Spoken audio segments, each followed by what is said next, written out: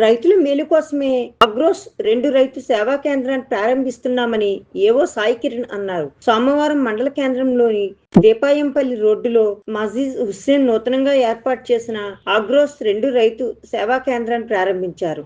ఈ కార్యక్రమంలో టిఆర్ఎస్ మండల పార్టీ అధ్యక్షుడు Syed Rahimuddin, Steven Reddy, PS director Budda Ramesh, Syed Khaleeluddin తదితరులు పాల్గొన్నారు.